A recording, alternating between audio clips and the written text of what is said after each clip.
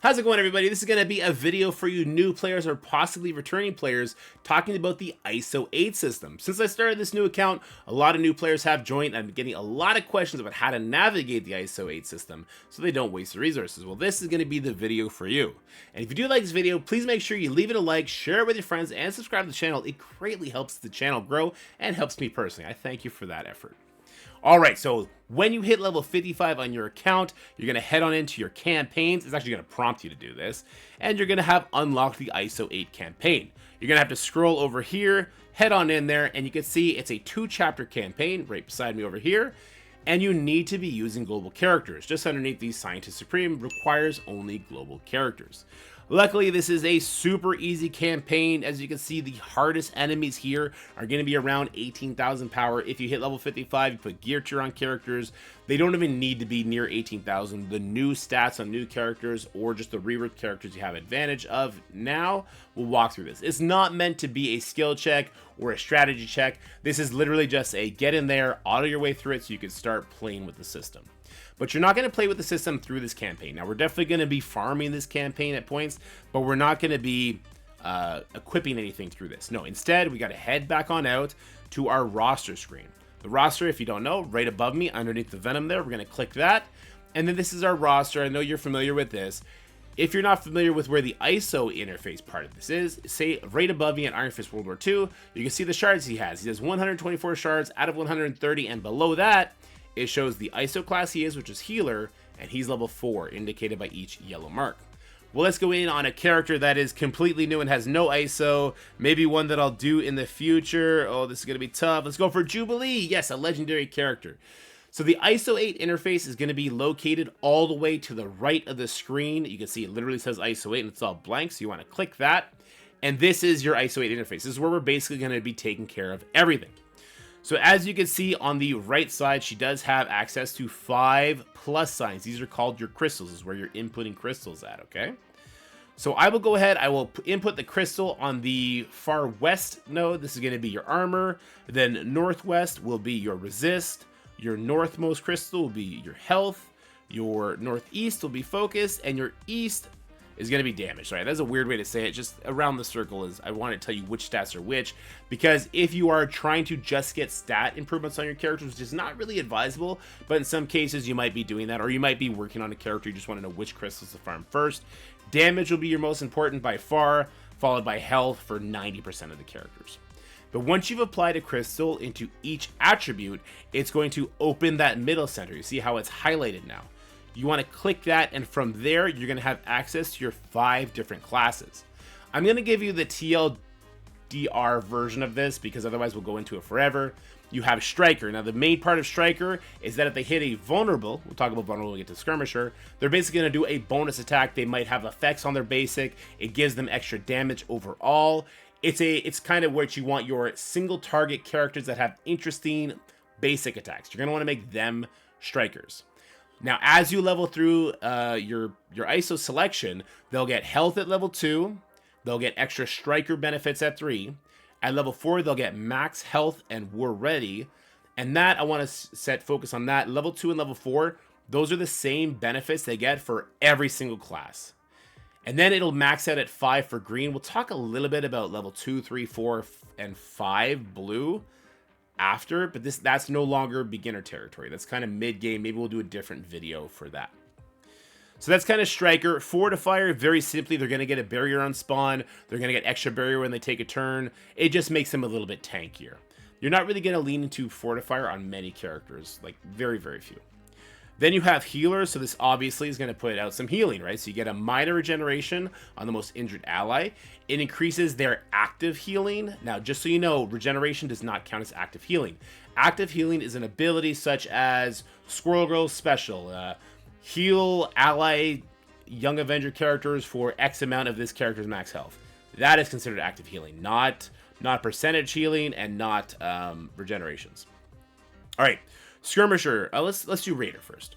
So Raider is going to be applying vulnerables for crits. This will be the only ISO class that can do multiple vulnerables on multiple characters.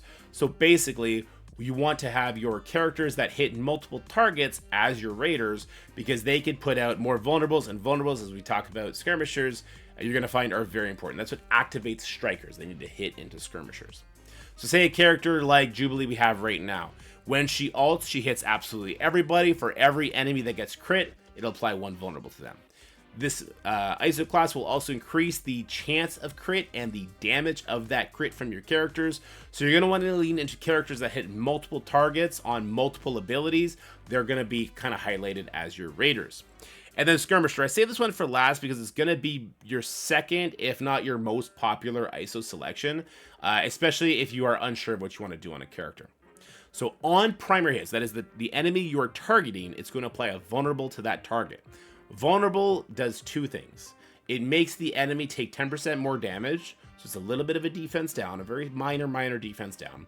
But it also interacts with the Striker ISO class. The Striker ISO class that hits into a vulnerable does that bonus attack, and maybe they have interesting effects on their basic, and that's how you're getting as much benefit as possible. And there is an interaction. If somebody is a striker and calls in a skirmisher to do an assist, they will do an interesting triple tap interaction. It's kind of advanced, but it's on a team like, again, we'll bring up Squirrel Girl, we'll bring up the Young Avengers. Say you have Squirrel Girl as a striker, Miss Marvel is a skirmisher, Squirrel Girl will do an attack, Miss Marvel comes in for an assist, and Squirrel Girl will activate her striker and come back in for another attack. All right. Level 3 on primary hit, if the target is vulnerable, it'll clear a positive effect. So this is a really good controlling aspect. And at level 5 on primary hit, if the target is vulnerable, clear 2 positive effects and gain 50% focus. But we only applied 1 crystal into all of her attributes, so we can only pick 1 ISO class. I know I want my Jubilee as a striker, so I'm going to go ahead and apply that. So now, when Jubilee does a primary hit, she will, if the target is vulnerable, make a bonus ISO attack, and then it clears that vulnerable. But now, let's say I want to upgrade her. I want my Jubilee to be better. I want her to have more stats. I want her to do whatever that next ISO aspect is. Well, we got to apply all the crystals. So I can go ahead and back out of here, and I'll apply the 2nd level crystal to her armor, to her resist, to her health, and to her damage. But as you see, I can't upgrade it yet. Oh no, we don't have the piece necessary to do her focus. This is how you'll farm ISO. If you're missing the piece, this is going to be the easiest way to find it. Go ahead, highlight it, hit find. It'll bring you to the ISO campaign you need to farm to get it, or the store that it's available. I'm going to go ahead, I'll just get it through the store here because I don't have any. I do have energy. Let's see if we can farm it right here. Bam, we got it. Yay, we're so good. Streamer luck, perfect. So we went ahead, got it. I can now fuse that on. I'll head back in, go to view, and I can now upgrade it. There's varying costs of both crystals to upgrade and ions to upgrade as well. Just so you know, you need 1 crystal for level 1 on the wheel around the ISO class there, 3 to do level 2, 9 to do level 3, 27 to do level 4, and 81 to do level 5. So it gets incrementally more expensive. Same with the ion cost. You saw before, I think it was 5,000. Now it's 15. I think the next one is 40 and then 80,000. It goes up higher, but luckily for us in the new player scene, they give you a lot of ions, so it shouldn't be a big bottleneck unless you're just trying to do way too many characters. So that'll be kind of your crash course on ISO. This should be enough to help you get through it. Now, if you're worried about which class you should pick for which character, I do have a Patreon where I do all the new characters since, I believe, since A4s. That's on there. That's in the description below. It costs $1 a month. But if you don't want to pay, perfectly fine. If the character is older than 1 patch, in the Dorky Den Discord, again, in the description below, completely free. There's an infographics channel. Go ahead and check that. And then you can see a bunch of different infographics. It'll talk about T4s, it'll talk about ISO 8, talks about all that great stuff for you guys. And of course, if you want to be super lazy, head into the Discord, go into the general channel, and just say, hey, I want to know what ISO class I should pick for Jubilee. And somebody's going to come in there and give you their opinion, and for the most part, pretty dead on. The community is not super trolly yet, anyway, so you should be in good hands. This will be your crash course again on the first part of ISO 8. The second part of ISO 8, once you fill in all your green ISO, becomes blue, and that unlocks at level 80. You can see here ISO 8 difficulty hard. It unlocks at level 80. You're going to need this when you start looking at your Apocalypse. You start looking at doing, I believe it's Doom 2 or Doom 3, as well as your incursion raids. You're going to need to be level 80 before you could even step foot in there, because it does have ISO 8 requirements. And we'll talk about requirements in a different video for other aspects of the new player experience.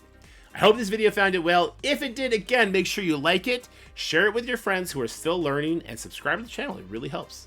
But for now, stay happy, healthy, have fun. I'll see you guys in the next one. Bye. That's it for the video, guys. I hope you enjoyed it. If you did, make sure you like, share, and subscribe. Stay happy, healthy, have fun, and I'll see you in the next one.